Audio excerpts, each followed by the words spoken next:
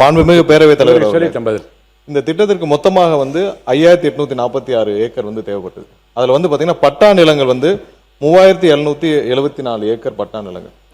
அதுல agriculture land, அதாவது விவசாய நிலங்கள் 3 போகங்கள் விளையக்கூடிய விவசாய நிலங்கள் 2681 ஏக்கர் விவசாய நிலங்கள் இருந்தது. அரசு நிலங்களாக இதுல காட்டப்பட்ட நிலங்கள் 1972 ஏக்கர் அரசு நிலங்களாக காட்டப்பட்டது. இதுல கிட்டத்தட்ட 1558 ஏக்கர் வாட்டர் பாடிஸ், அதாவது நீர்நிலைகள். அதுல பெரும்பாலும் பெரிய நீர்நிலைகள், பெரிய ஓடைகள் எல்லாம் இந்த அரசு நிலமாக காட்டப்பட்ட 1972 ஏக்கர்ல 1558 ஏக்கர் நீர்நிலைகள் காட்டப்படும். இது வரைக்கும், அதாவது 90%, நேத்தே பேட்டியில் அண்ணன் தங்கம் தென்னரசு அவர்கள் பலர் சொல்லியிருந்தாங்க, 90% நிலங்கள் கையகப்படுத்தணும். அப்படி கையகப்படுத்தப்படவில்லை. இது வரைக்கும் 1802 ஏக்கர் மட்டும்தான் கையகப்படுத்தப்பட்டுள்ளது. அதாவது 48% மட்டும்தான் கையகப்படுத்தப்பட்டுள்ளது. மீதி எல்லாம் கையகப்படுத்தவில்லை. அதுலயும் பாத்தீங்கன்னா ஏகனாபுரம், இந்த காரை, தண்டலம், சிறுவள்ளூர் போன்ற கிராமங்களில் 1 சென்ட் நிலம் கூட கையகப்படுத்தப்படவில்லை. அதெல்லாம் கையகப்படுத்தாமல் இருக்கு. இதுல இன்னொரு விஷயம் எல்லாரும் புரிஞ்சுக்கணும்னா, நேத்தே முதல்வருடைய அறிக்கையில ரொம்ப தெளிவாக சொல்லப்பட்டிருக்கு. எப்படின்னா, இது வரைக்கும் நம்மளுடைய கரண்ட் கெப்பாசிட்டி, அதாவது 30 மில்லியன் பேசஞ்சர்ஸை ஹேண்டில் பண்ற கெப்பாசிட்டி இப்ப இருக்கிற கரண்ட் ஏர்போர்ட்டுக்கு இருக்கு. அது இல்லாமல் டெர்மினல் 3 கம்ப்ளீட் ஆச்சுன்னா இன்னொரு 5 மில்லியன், அதாவது இது ரெண்டும் சேர்த்தால் 35 மில்லியன் கெப்பாசிட்டியை நம்ம அடைவோம். அது இல்லாமல் டெர்மினல் 5, அதாவது நார்த் வெஸ்ட்ல டெர்மினல் 5க்கு நம்ம கம்ப்ளீட் பண்ணி முடிச்சோம்னா, திட்டமிடப்பட்டு முடிச்சோம்னா, கூடுதலாக 20 மில்லியன் பேசஞ்சர்ஸை ஒரு வருஷத்திற்கு கையாளக்கூடிய கெப்பாசிட்டி, அதாவது வருஷத்திற்கு 55 மில்லியன் கெப்பாசிட்டி நம்ம கையாளக்கூடிய திறமை இப்ப இருக்கிற கரண்ட் ஏர்போர்ட்ல டெர்மினல் 3, டெர்மினல் 5 முடிச்சோம்னா இருக்கும். இது எப்படின்னா, இப்ப இருக்கிற பெங்களூர் ஏர்போர்ட் 4.5 மில்லியன் பேசஞ்சர்ஸ் ஒரு வருஷத்துக்கு ஹேண்டில் பண்றாங்க. அதை விட 10 மில்லியன் அதிகமாகவே ஹேண்டில் பண்ணக்கூடிய அளவுக்கு திட்டமிடல் முடித்த பிறகுதான் இது குறித்த அறிக்கையை முதல்வர் அவர்கள் தெரிவித்தார். அதாவது இப்ப இருக்க கரண்ட் ப்ராஜெக்ட்ல நிறைய தவறான தகவல் கொடுக்கப்பட்டிருக்கு. அதாவது என்விரான்மெண்டல் கிளியரன்ஸ் வாங்கிட்டோம்னு சொல்லிருக்காங்க. கிடையாது, என்விரான்மெண்டல் கிளியரன்ஸ் வாங்கப்படவில்லை. அதாவது என்விரான்மெண்டல் இம்பாக்ட் அசஸ்மெண்ட் கூட இதுக்கு பண்ணல. இது அதுவே பண்ணாமல் என்விரான்மெண்டல் கிளியரன்ஸ்லாம் வாங்க முடியும். என்விரான்மெண்டல் கிளியரன்ஸ்லாம் இதுவரைக்கும் வாங்கப்படவில்லை.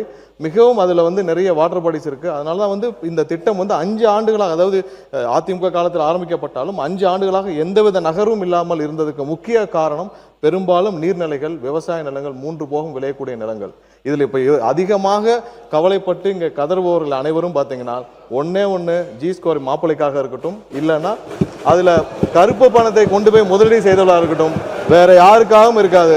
கண்டிப்பாக விவசாயிகளை மட்டும்தான் கணக்கில் வைத்துக் கொண்டு இது செய்யப்பட்டிருக்குது. வேற யாருக்காகவும் இல்லை. யாரு பேசுறீங்க? யாரா ஒருத்தர்? மாண்பு தங்கம் தென்னரசு அவர்கள், மாண்பு தங்கம் தென்னரசு அவர்கள், தங்கம் தென்னரசு அவர்கள் உட்காருங்க. பேரவைத் தலைவர் அவர்களே, பேரவைத் தலைவர் அவர்களே, விவாதம், பேரவைத் தலைவர் அவர்களே முடிச்சிருங்க. முடிங்க.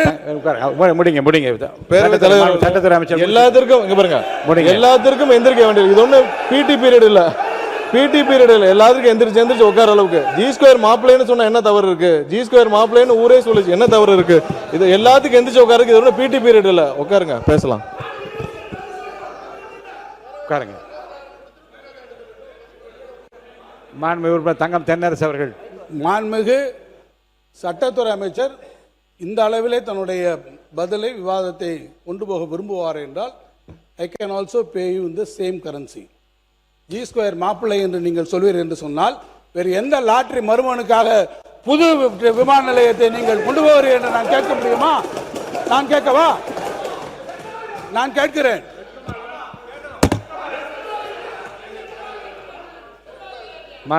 உட்காருங்க. என்னங்க மாண்புமிகு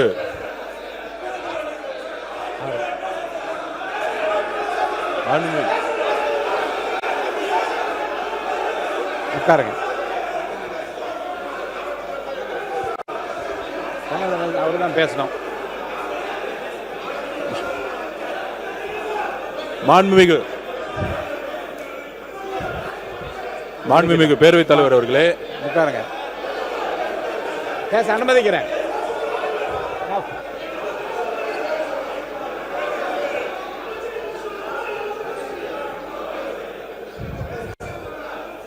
சுருக்கமா சொல்லலாம். மாணவ பொதுப்பணித்துறை அமைச்சர் சுருக்கமா சொல்லி முடிக்கணும். உட்காருங்க உட்காருங்க உட்காரு. அவர் சொல்லட்டுங்க.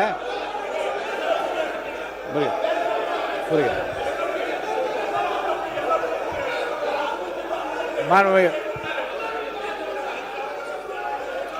அவருக்கு முடிச்சிட்டுமே மாண்புமிகு அவர் என்ன கேள்வி வேணா கேட்கட்டும், அதுக்கு நான் ரெடியா இருக்கேன் பதில். உட்கார்ந்து அண்ணன் கேட்க சொல்லுங்க. நீங்க உட்கார்ந்துங்க. அப்ப அவர் பேசிட்டான். மாண்புமிகு தங்கம் தென்னரசு அவர் மாண்புமிகு தங்கம் தென்னரசு இல்ல இல்ல ஒரு அவரே இல்ல நான் என்ன சொல்றேன், நீங்க ஒரு ஆரோக்கியமா விவாதம் சொல்லுங்க.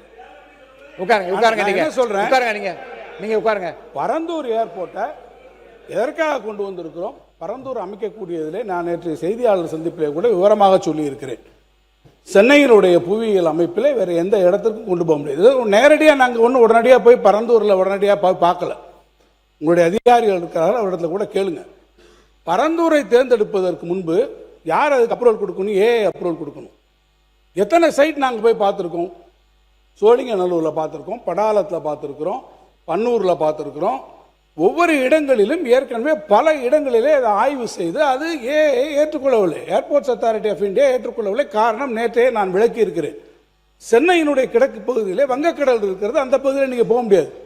நார்த்துக்கு போனீங்கன்னா ஒன்று மணலிலிருந்து எண்ணூர்லேருந்து எல்லா இண்டஸ்ட்ரியல் எஸ்டேட்ஸு, அந்த பக்கம் பழவேற்காடு ஏரி சூழலியல் பிரச்சனைகள், அந்த பக்கத்தை நார்த்தில் போக முடியல. சவுத்துக்கு போகிறீங்க, சோழிங்கநல்லூர் போய் பார்க்குறீங்க, அது தாம்பரம் ஏர்பேஸோட நேராக வருது. அதோட ஏர் ஸ்பேஸுக்குள்ளே நம்ம வைக்க முடியல, ஏன்னா பிகாஸ் அது டிஃபென்ஸ் இதுக்குள்ளே இருக்குது. அடுத்து தள்ளி போனீங்கன்னா அந்த பக்கம் கல்பாக்க அனல் மில் நிலையம், இந்த பக்கம் போனீங்கன்னா வேடந்தாங்கல் பறவைகள் சரணாலயம், எந்த பகுதியிலும் அங்கே போக முடியல. அது ஏற்றுக்கொள்ளவில்லை, இந்த இடங்களை எல்லாம் ஏற்றுக்கொள்ளவில்லை, ரிஜெக்ட் செய்கிறார்கள். அடுத்து எங்கே வர்றோம், வெஸ்ட்டுக்கு தான் வர முடியும். வெஸ்ட் சைடில் போகும்போது தான் நம்ம ரெண்டு இடங்களை பார்க்குறோம். பன்னூர் ஒன்று பார்க்குறோம், பரந்தூர் ஒன்று பார்க்குறோம். பன்னூருக்கும் பரந்தூருக்கும் நடுவில் ரெண்டுக்கும் நடுவில் நம்ம கம்பேரிசன் ஸ்டடீஸ் வருது. என்னென்ன விஷயங்களை பார்க்க முடியும், ஒன்று டெக்னிக்கல் ஃபீசிபிலிட்டி பார்க்கலாம். ஒரு இடத்த பார்க்கும்போது டெக்னிக்கல் ஃபீசிபிலிட்டி, அந்த இடங்களில் பெரிய பெரிய EHVT லைன் இருக்கா, வேற ஏதாவது பெரிய இண்டஸ்ட்ரீஸ் இருக்கா, அதை ரீலோகேட் பண்ணக்கூடிய விஷயமும். இன்னொன்று மிக முக்கியமாக, ஒரு இடத்தை வருகிற போது எந்த இடமாக இருந்தாலும், எந்த தொழிற்சாலை, இப்போ சிப்காட்டாக இருக்கலாம் அல்லது ஏர்போர்ட்டாக இருக்கலாம், எந்த இடமா இருந்தாலும் அடிப்படையில் நமக்கு நிலம் வேணும் இல்லையா. அந்த நிலத்தில் போகும்போது யாராவது ஒருவரை டிஸ்லோகேட் போக வேண்டும், அங்கே இருந்து மக்களை மாற்ற வேண்டும் என்றால் யார் எந்த இடத்தில் மிக குறைந்த அளவிலே மக்கள் அதனால் பாதிக்கப்படுவார் என்பதை கணக்கெடுக்கணும். அப்படி எடுக்கிற போது தான் பரந்தூரை நாம் அந்த இடத்தை தேர்வு செய்ய வேண்டிய நிலை வந்து. இன்னொன்று காஸ்ட் ஆஃப் லேண்ட், இதெல்லாமே பல காரணங்கள். இவ்வளவும் பண்ணி தான் பரந்தூர் எடுக்கப்பட்டதை தவிர, மாண்புமிகு பொதுப்பணித்துறை அமைச்சர் சொன்னதை போல அதில் எந்த விதமான ஒரு உள்நோக்கங்களும் நிச்சயமாக இல்லை என்பதை நான் திட்டவட்டமாக தெரியவில்லை. இல்லை இல்லை அவர் ஒன்று சொன்னார், மாண்புமிகு பொதுப்பணித்துறை அமைச்சர் அவர்கள் சொன்னார்கள். அதில் அதுக்கான முழுக்க டெக்னிக்கல் ஃபீசிபிலிட்டி. ஏன்னா அரசாங்கங்கள் ஈடுபடுது, நாங்கள் மட்டும் கிடையாது. ஒன்றிய அரசு இத்தனை இடங்களையும் பார்த்ததுக்கு பிறகு ஒன்றிய அரசு இறுதியாக அவர்கள் அப்ரூவல் கொடுத்தது, நம்முடைய சிவில் ஏவியேஷன் மினிஸ்ட்ரி ஃபைனலாக அப்ரூவல் கொடுத்தது பரந்தூரில் கொடுத்தாரு. எனவே தான் பரந்தூரை நாம் எடுத்துக்கொண்டிருக்கிறோம். இப்போ நீங்கள் சொல்கிறீங்க நாங்கள் இன்னொரு இடத்த பார்க்க போகிறோம். போய் பார்க்க போகிற இடத்துல இதே சூழ்நிலைகள் வரும், இதே இடத்துல வரும். விவசாய நிலங்கள், இப்போ நீங்கள் எப்படி இருந்தால் நிலங்களுக்கு போவீங்க, அங்கே போகும்போது இதே இவாலுவேஷன் நீங்கள் பண்ண வேண்டியிருக்கும். நீங்கள் பண்ணுங்க, நாங்கள் அதை பற்றி பார்க்கல. இந்த ப்ராஜெக்ட் இத்தனை வருஷத்துக்கு அப்புறம், இவ்வளவு நம்ம டிராவல் பண்ணி வந்ததுக்கப்புறம் இன்னைக்கு நீங்கள் விட்டுட்டீங்கன்னா இனி இது எப்போ வரப்போகுது? சரி, சென்னை இருக்கக்கூடிய எக்ஸிஸ்டிங் விமான நிலையத்தை நீங்கள் நாங்கள் பண்ணுறோம்னு சொல்கிறீங்க. எத்தனை பேர் அங்கே, நீங்கள் எப்படி செகண்ட் ரன்வே அங்கே எப்படி வரும்? இதே ஜியாகிரபிக்கலாக டெமோகிராஃபிக்காக சென்னையில் இருக்கக்கூடிய எக்ஸிஸ்டிங் ஏர்போர்ட்டில் எவ்வளோ பெரிய பிரச்சனை வரும்? எத்தனை பேரை நீங்கள் மீனம்பாக்கத்துலேருந்து டிஸ்லோகேட் பண்ணுவீங்க? அதனுடைய டென்சிட்டி ஆஃப் பாப்புலேஷனை நீங்கள் யோசிச்சு பாருங்க. சுற்று வட்டாரத்தில் அதில் நிறைய பிரச்சனைகள் இருக்கு. ஆகவே நாங்கள் சொல்வது, பரந்தூர் விமான நிலையத்தை நீங்கள் முடக்குவது. ஒரு முடிச்சிடறேன் மினிஸ்டர், முடிச்சிடறேன். இல்லை அதில் நாங்கள் சொன்னதுபடி நீங்கள் ஏற்கனவே இதை முடிச்சிடறேன், ஐம் ஜஸ்ட் கன்க்ளூடிங். ஆக ஏற்கனவே அங்கே இருக்கக்கூடியவர்கள் ஏறத்தாழ 2500 மேற்கொள்ள பட்டா நிலங்களை வைத்திருப்பவர்களுக்கு காம்பன்சேஷன் கொடுத்து அக்விசிஷன்லாம் முடிந்து ப்ராக்ரஸ்லாம் வந்ததுக்கப்புறம் இந்த திட்டத்தை கைவிடுவது என்பது தமிழ்நாட்டினுடைய ஒட்டுமொத்த பொருளாதார வளர்ச்சிக்கும் அது நிச்சயமாக எதிரானதாக இருக்கும். அந்த வளர்ச்சிக்கு உதவாது. நீங்கள் சொல்றபடி 1.5 ட்ரில்லியன் அமெரிக்கன் டாலர் எக்கானமி என்பதை ஒருபுறம் நீங்கள் சொல்லிக்கொண்டே இன்னொரு புறம் அதற்கு எதிராக செய்கிறது என்பதுதான் எங்களுடைய நிலைப்பாடு. அதைத்தான் நாங்கள் விளக்கியிருக்கோம். மாண்புமிகு சட்டத்துறை